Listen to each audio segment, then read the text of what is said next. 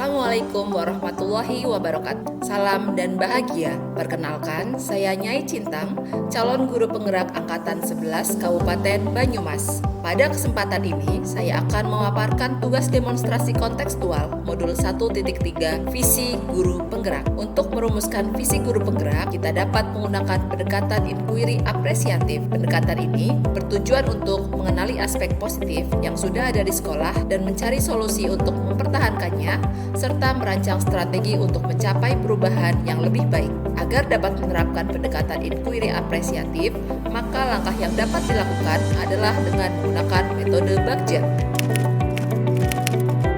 Bagja sendiri terdiri dari buat pertanyaan utama, ambil pelajaran, gali mimpi, jabarkan rencana, dan atur eksekusi. Buat pertanyaan utama, berisi serangkaian pertanyaan yang bertujuan untuk membantu menentukan arah penelusuran atau penelitian yang akan dilakukan.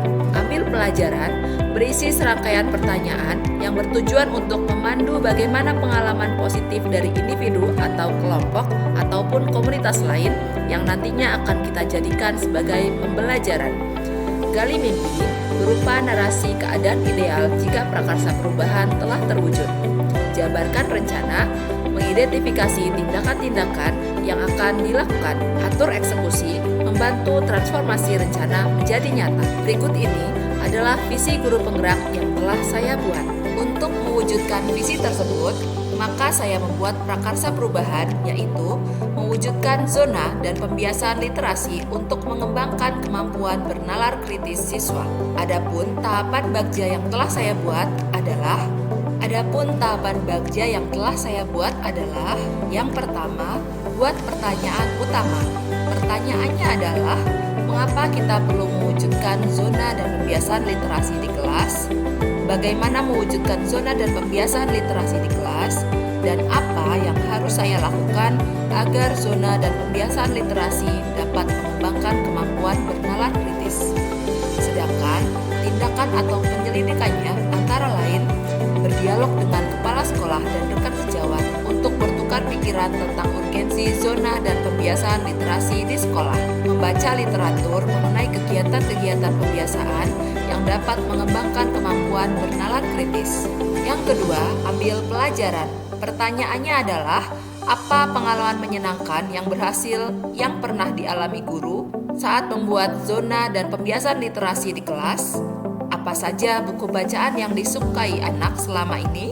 Dan aktivitas apa saja yang dapat meningkatkan kemampuan bernalar kritis siswa? Sedangkan tindakan atau penyelidikannya antara lain mencari tahu siapa guru yang sudah pernah melakukan pembiasaan literasi di kelasnya, lalu mendiskusikan dengan murid-murid tentang bacaan yang disukai, serta mencari contoh nyata bagaimana implementasi pembiasaan literasi yang dapat meningkatkan bernalar kritis siswa.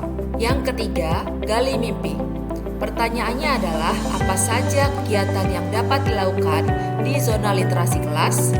Yang kedua, apakah kebiasaan-kebiasaan baru yang saya bayangkan terjadi ketika zona dan pembiasaan literasi sudah tercapai? Dan apa saja hal-hal baru yang bisa saya lakukan setelah murid mempunyai kemampuan bernalar kritis?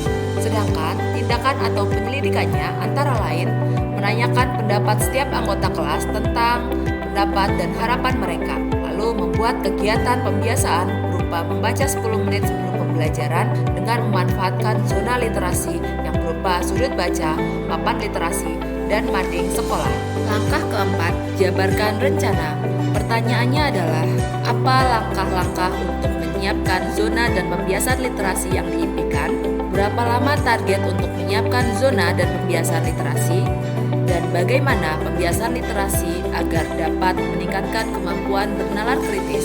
Sedangkan tindakan atau penyelidikannya antara lain membuat zona literasi di kelas dan menyediakan bahan bacaan bagi murid. 2. Membuat capaian yang realistis untuk setiap minggunya. 3. Menyusun aturan pembiasaan literasi di kelas. 4. Membuat lembar literasi untuk melatih kemampuan bernalar kritis murid. Dan yang terakhir, membuat jurnal pembiasaan literasi murid untuk mengukur ketercapaian program. Langkah kelima adalah atur eksekusi. Pertanyaannya adalah, siapa saja yang akan dilibatkan dalam mewujudkan rencana ini?